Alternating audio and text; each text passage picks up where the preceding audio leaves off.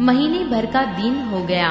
इस रहस्य को कोई नहीं जानता। सूर्य अपने रथ सहित वहीं रुक गए, फिर रात किसी तरह होती। यह रहस्य किसी ने नहीं जाना। सूर्यदेव भगवान श्री राम जी का गुणगान करते हुए चले। यह महोत्सव देखकर देवता, मुनि और नाग अपने भाग्य की सराहना करते हुए अपने अपने घर चले। हे पार्वती, तुम्हारी बुद्धि श्री राम जी के चरणों में बहुत दृढ़ है, इसीलिए मैं और भी अपनी एक चोरी छिपाव की बात कहता हूँ। सुनो, काकभूषणी और मैं दोनों वहाँ साथ साथ थे, परंतु मनुष्य रूप में होने के कारण हमें कोई जान न सका। परम आनंद और प्रेम के सुख में फूले हुए हम दोनों मगन मन से मस्त हुए गलियों में तन मन की सुधि भूले हुए फिरते थे। परंतु यह शुभ चरित्र वही जान सकता है जिस पर श्री राम जी की कृपा हो। उस अवसर पर जो जिस प्रकार आया और जिसके मन को जो अच्छा लगा, राजा ने उसे वही दिया। हाथी, रथ, घोड़े, सोना, गौवे, हीरे और भांति भांति के वस्त्र राजा ने दिए। राजा ने सबके मन को संतुष्ट किया। इसी से सब लोग जहाँ तहाँ आशीर्वाद दे रहे थे कि तुलसीदास के स्वामी सब पुत्र चारों राजकुमार चिरजीवी दीर्घायु हो। इस प्रकार कुछ दिन बीत गए। दिन और रात जाते हुए जान नहीं पड़ते। तब नामकरण संस्कार का समय जानकर राजा ने ज्ञानी मुनि श्री वशिष्ठ जी को बुला भेजा।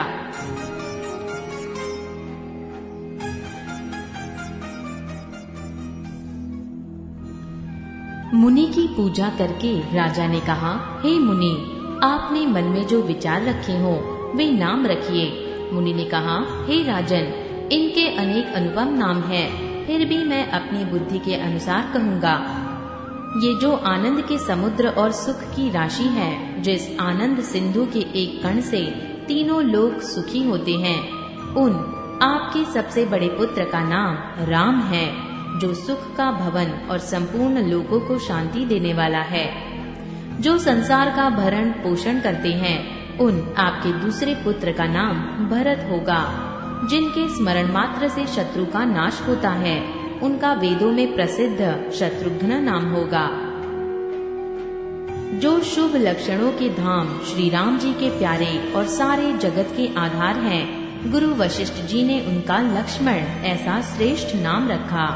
गुरु जी ने हृदय में विचार कर ये नाम रखे और कहा, हे राजन, तुम्हारे चारों पुत्र वेद के तत्व साक्षात परात्पर भगवान हैं, जो मुनियों के धन, भक्तों के सर्वस्व और शिव जी के प्राण हैं। उन्होंने इस समय तुम लोगों के प्रेम वश बाल लीला के रस में सुख माना है।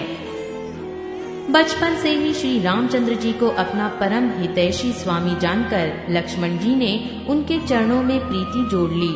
भरत और शत्रुघ्न दोनों भाइयों में स्वामी और सेवक की जिस प्रीति की प्रशंसा है, वैसी प्रीति हो गई। श्याम और गौर शरीर वाली दोनों सुंदर जोड़ियों की शोभा को देखकर माताएं तृण तोड़ती हैं, जिसमें दीठ न लग जाए। यो तो चारों ही पुत्र शील, रूप और गुण के धाम हैं, तो भी सुख के समुद्र श्री रामचंद्र जी सबसे अधिक हैं। उनके हृदय में कृपा रूपी चंद्रमा प्रकाशित है। उनके मन को हरने वाली हंसी उस कृपा रूपी चंद्रमा की किरणों को सूचित करती हैं। कभी गोद में लेकर और कभी उत्तम पालनी में लिटाकर माता प्यारे ललना कहकर दुलार करती है। जो सर्वव्यापक, निरंजन, माया रहित, निर्गुण, विनोद रहित और अजन्मा ब्रह्म है, वही प्रेम और भक्ति के वश कौसल्या जी की गोद में खेल रहे हैं। उनके नील कमल और गंभीर जल से भरे हुए मेघ के समान श्याम शरीर में करोड़ों कामदेवों की शोभा है। लाल लाल चरण कमलों के नखों की शुभ्र ज्योति ऐसी मालूम होती है जैसे लाल कमल के पत्तों पर मोती स्थिर हो गए हों। चरण तलों में वज्र, ध्वजा और अशंख के चिन्ह शोभित हैं। नुपुर पैंजनी की ध्वनि सुनकर मुनियों का भी मन मोहित हो जाता है।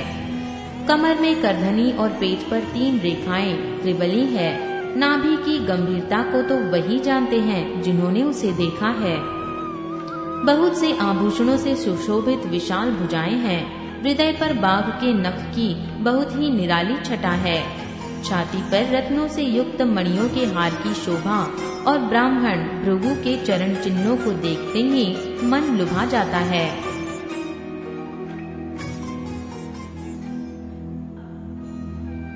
कंठ शंख के समान उतार चढ़ाव वाला 3 रेखाओं से सुशोभित है और थोड़ी बहुत ही सुंदर है। मुख पर असंख्य कामदेवों की छटा छा रही है। 2 सुंदर दंतुलियां हैं, लाल लाल ओंठ है। नासिका और तिलक के सौंदर्य का तो वर्णन ही कौन कर सकता है। सुंदर कान और बहुत ही सुंदर गाल है। मधुर तोतले शब्द बहुत ही प्यारे लगते हैं। जन्म के समय से रखे हुए चिकने और घुंघराले बाल हैं, जिनको माता ने बहुत प्रकार से बनाकर संवार दिया है। शरीर पर पीली झंगोली पहनाई हुई है। उनका घुटनों और हाथों के बल चलना मुझे बहुत ही प्यारा लगता है। उनके रूप का वर्णन वेद और शेष जी भी नहीं कर सकते। उसे वही जानता है जिसने कभी स्वप्न में भी देखा हो। जो सुख के पूज मोह से परे तथा ज्ञान वाणी और इंद्रियों से अतीत हैं, वे भगवान दशरथ कौसल्या के अत्यंत प्रेम के वश होकर पवित्र बाल लीला करते हैं। इस प्रकार संपूर्ण जगत के माता पिता श्री राम जी अवधपुर के निवासियों को सुख देते हैं, जिन्होंने श्री रामचंद्र जी के चरणों में प्रीति जोड़ी है। हे भवानी, उनकी यह प्रत्यक्ष गति है कि भगवान उनके प्रेमवश बाल लीला करके उन्हें आनंद दे रहे हैं। श्री रघुनाथ जी से विमुख रहकर मनुष्य चाहे करोड़ों उपाय करे, परंतु उसका संसार बंधन कौन छुड़ा सकता है। जिसने सब चराचर जीवों को अपने वश में कर रखा है, वह माया भी प्रभु से भय खाती है। भगवान उस माया को भौ के इशारे पर नचाते हैं। ऐसे प्रभु को छोड़कर कहो और किसका भजन किया जाए। मन वचन और कर्म से चतुराई छोड़कर भजते ही श्री रघुनाथ जी कृपा करेंगे। इस प्रकार से प्रभु श्री रामचंद्र जी ने बाल क्रीड़ा की और समस्त नगरवासियों को सुख दिया। कौसल्या जी कभी उन्हें गोद में लेकर हिलाती झुलाती और कभी पालने में लिटाकर झुलाती थीं। प्रेम में मग्न कौसल्या जी रात और दिन का बीतना नहीं जानती थी। पुत्र के स्नेहवश माता उनके बाल चरित्रों का गान किया करती। एक बार माता ने श्री रामचंद्र जी को स्नान कराया और श्रृंगार करके पालने पर पौढ़ा दिया। फिर अपने कुल के इष्टदेव भगवान की पूजा के लिए स्नान किया। पूजा करके नैवेद्य चढ़ाया और स्वयं वहां गई जहां रसोई बनाई गई थी। फिर माता वहीं पूजा के स्थान में लौट आई और वहां आने पर पुत्र को इष्ट देव भगवान के लिए चढ़ाए हुए नैवेद्य का भोजन करते देखा। माता भयभीत होकर पालनी में सोया था, यहाँ किसने लाकर बैठा दिया, इस बात से डरकर पुत्र के पास गई तो वहाँ बालक को सोया हुआ देखा। फिर पूजा स्थान में लौटकर देखा कि वहाँ पुत्र वहाँ भोजन कर रहा है। उनके हृदय में कंप होने लगा और मन को धीरज नहीं होता।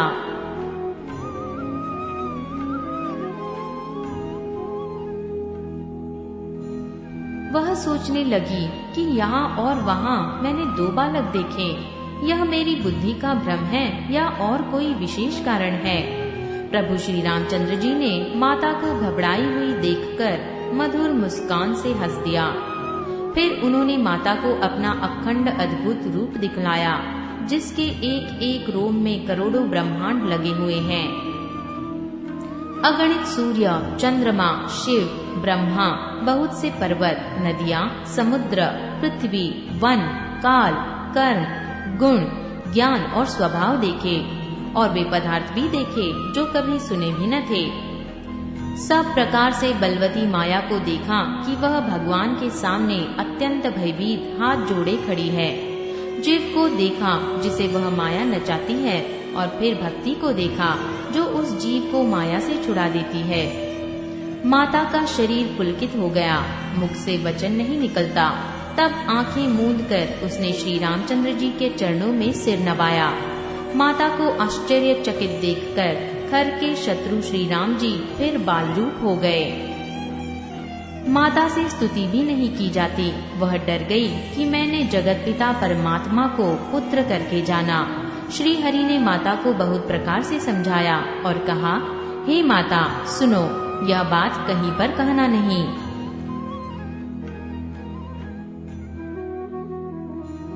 कौसल्या जी बार बार हाथ जोड़कर विनय करती है कि हे प्रभु, मुझे आपकी माया अब कभी न व्यापे। भगवान ने बहुत प्रकार से बाल लीलाएं की और अपने सेवकों को अत्यंत आनंद दिया। कुछ समय बीतने पर चारों भाई बड़े होकर कुटुंबियों को सुख देने वाले हुए। तब गुरुजी ने जाकर चूड़ा कर्म संस्कार किया। ब्राह्मणों ने फिर बहुत सी दक्षिणा पाई। चारों सुंदर राजकुमार बड़े ही मनोहर अपार चरित्र करते फिरते हैं। जो मन वचन और कर्म से अगोचर है, वही प्रभु दशरथ जी के आंगन में विचर रहे हैं। भोजन करने के समय जब राजा बुलाते हैं, तब वे अपने बाल सखाओं के समाज को छोड़कर नहीं आते। कौसल्या जी अब बुलाने जाती है, तब प्रभु ठुमक ठुमक भाग चलते हैं। जिनका वेद नीति इतना ही नहीं कहकर निरूपण करते हैं, और शिवजी ने जिनका अंत नहीं पाया, माता उन्हें हठपूर्वक पकड़ने के लिए दौड़ती है। वे शरीर में धूल लपेटे हुए आए और राजा ने हंसकर उन्हें गोद में बैठा लिया। भोजन करते हैं, पर चित्त चंचल है। अवसर पाकर मुंह में दही भात लपटाए किलकारी मारते हुए इधर उधर भाग चले।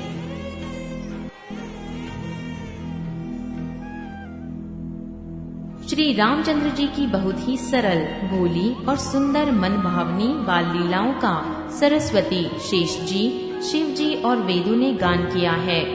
जिनका मन इन लीलाओं में अनुरक्त नहीं हुआ, विधाता ने उन मनुष्यों को वंचित कर दिया, नितांत भाग्यहीन बनाया।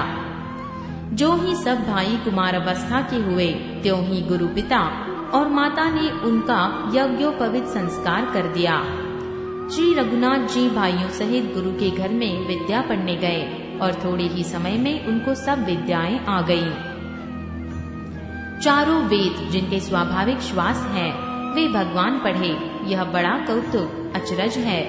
चारों भाई विद्या, विनय, गुण और शील में बड़े निपुण हैं और सब राजाओं की लीलाओं के ही खेल खेलते हैं। हाथों में बाण और धनुष बहुत ही शोभा देता है। रूप देखते ही चराचर जड़ चेतन मोहित हो जाते हैं। वे सब भाई जिन गलियों में खेलते हुए निकलते हैं, उन गलियों के सभी स्त्री पुरुष उनको देखकर स्नेह से शिथिल हो जाते हैं अथवा ठिठक कर रह जाते हैं। कौशलपुर के रहने वाले स्त्री पुरुष, बूढ़े और बालक सभी को कृपालु श्री रामचंद्र जी प्राणों से भी बढ़कर प्रिय लगते हैं। श्री रामचंद्र जी भाइयों और इष्ट मित्रों को बुलाकर साथ ले लेते हैं और नित्य वन में जाकर शिकार खेलते हैं। मन में पवित्र समझकर मृगों को मारते हैं और प्रतिदिन लाकर राजा दशरथ जी को दिखलाते हैं।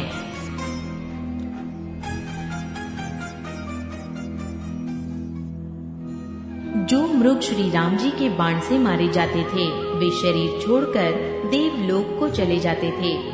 श्री रामचंद्र जी अपने छोटे भाइयों और सखाओं के साथ भोजन करते हैं और माता पिता की आज्ञा का पालन करते हैं। जिस प्रकार नगर के लोग सुखी हो, कृपा निधान श्री रामचंद्र जी वही संयोग लीला करते हैं। वे मन लगाकर वेद पुराण सुनते हैं और फिर स्वयं छोटे भाइयों को समझाकर कहते हैं। श्री रघुनाथ जी प्रातःकाल उठकर माता पिता और गुरु को मस्तक नवाते हैं और आज्ञा लेकर नगर का काम करते हैं। उनके चरित्र देख देख कर राजा मन में बड़े हर्षित होते हैं। जो व्यापक, अकल, निरवय, इच्छा रहित, अजन्मा और निर्गुण है तथा जिनका न नाम है न रूप, वही भगवान भक्तों के लिए नाना प्रकार के अनुपम अलौकिक चरित्र करते हैं।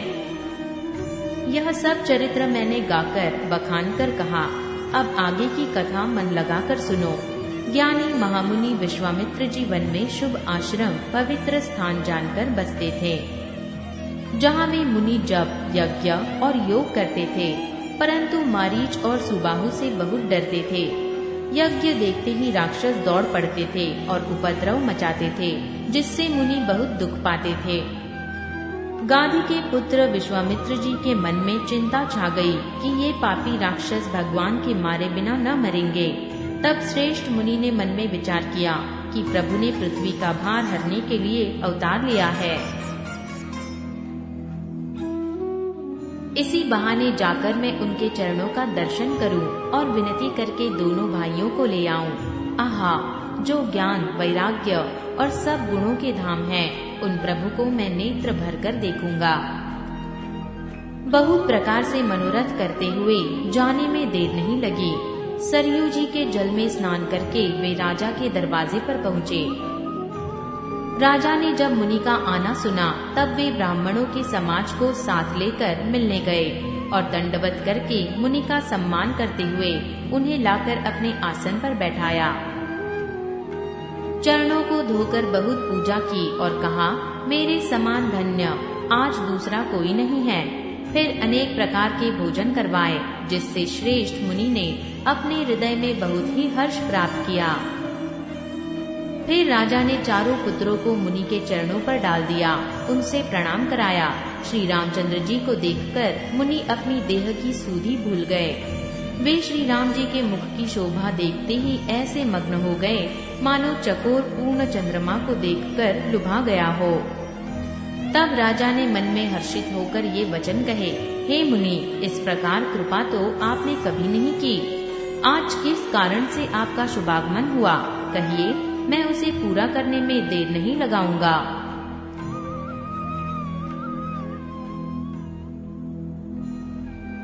मुनि ने कहा, हे राजन, राक्षसों के समूह मुझे बहुत सताते हैं, इसीलिए मैं तुमसे कुछ मांगने आया हूँ। छोटे भाई सहित श्री रघुनाथ जी को मुझे दो।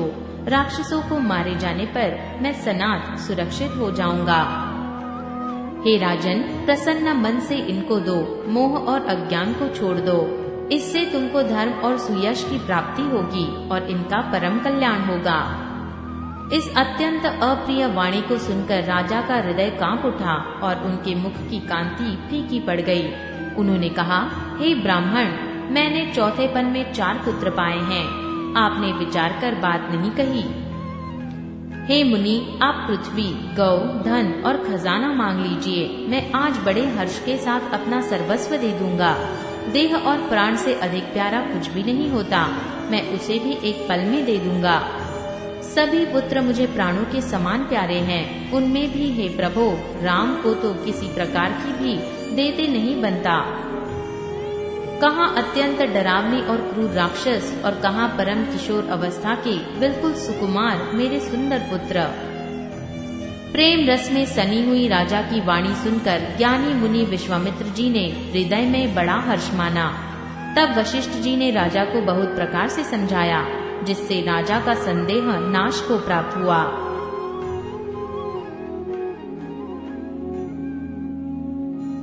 राजा ने बड़े ही आदर से दोनों पुत्रों को बुलाया और हृदय से लगाकर बहुत प्रकार से उन्हें शिक्षा दी। फिर कहा, हे नाथ, ये दोनों पुत्र मेरे प्राण हैं। हे मुनि, अब आप ही इनके पिता हैं, दूसरा कोई नहीं। राजा ने बहुत प्रकार से आशीर्वाद देकर पुत्रों को ऋषि के हवाले कर दिया। फिर प्रभु माता के महल में गए और उनके चरणों में सिर नवाकर चले। पुरुषों में सिंह रूप दोनों भाई राम लक्ष्मण मुनि का भय हरने के लिए प्रसन्न होकर चले। वे कृपा के समुद्र, धीर बुद्धि और संपूर्ण विश्व के कारण के भी कारण हैं। भगवान में लाल नेत्र है, भगवान के लाल नेत्र है, चौड़ी छाती और विशाल भुजाएं हैं। नील कमल और तमाल के वृक्ष की तरह श्याम शरीर है। कमर में पीताम्बर पहने और सुंदर तरकस कसे हुए हैं। दोनों हाथों में क्रमशः सुंदर धनुष और बाण हैं। श्याम और गौर वर्ण के दोनों भाई परम सुंदर हैं। विश्वामित्र जी को महान निधि प्राप्त हो गई। वे सोचने लगे, मैं जान गया कि प्रभु ब्रह्मण्य देव ब्राह्मणों के भक्त हैं। मेरे लिए भगवान ने अपने पिता को भी छोड़ दिया। मार्ग में चले जाते हुए मुनि ने ताड़का को दिखलाया। शब्द सुनते ही वह क्रोध करके दौड़ी। श्री राम जी ने एक ही बाण से उसके प्राण हर लिए और दीन जाकर उसको निज पर अपना दिव्य स्वरूप दिया।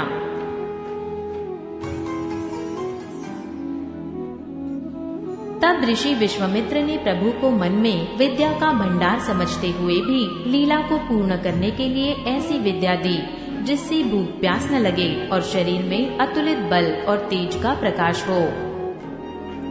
सब अस्त्र शस्त्र समर्पण करके मुनि प्रभु श्री राम जी को अपने आश्रम में ले आए और उन्हें परम हितु जानकर भक्ति पूर्वक कंद मूल और फल का भोजन कराया। सवेरे श्री रघुनाथ जी ने मुनि से कहा, आप जाकर निडर होकर यज्ञ कीजिए। यह सुनकर सब मुनि हवन करने लगे। आप श्री राम जी यज्ञ की रखवाली पर रहें। यह समाचार सुनकर मुनियों का शत्रु क्रोधी राक्षस मारीच अपने सहायकों को लेकर दौड़ा। श्री राम जी ने बिना फल वाला बाण उसको मारा, जिससे वह 100 योजन के विस्तार वाले समुद्र के पार जा गिरा। फिर सुबाहु को अग्निबाण मारा। इधर छोटे भाई लक्ष्मण जी ने राक्षसों की सेना का संहार कर डाला। इस प्रकार श्री राम जी ने राक्षसों को मारकर ब्राह्मणों को निर्भय कर दिया। तब सारे देवता और मुनि स्तुति करने लगे। श्री रघुनाथ जी ने वहाँ कुछ दिन और रहकर ब्राह्मणों पर दया की। भक्ति के कारण ब्राह्मणों ने उन्हें पुराणों की बहुत सी कथाएं कही। यद्यपि प्रभु सब जानते थे। तदंतर मुनि ने आदर पूर्वक समझाकर कहा, हे प्रभो, चलकर एक चरित्र देखिए। रघुकुल के स्वामी श्री रामचंद्र जी धनुष्य यज्ञ की बात सुनकर मुनि श्रेष्ठ विश्वामित्र जी के साथ प्रसन्न होकर चले।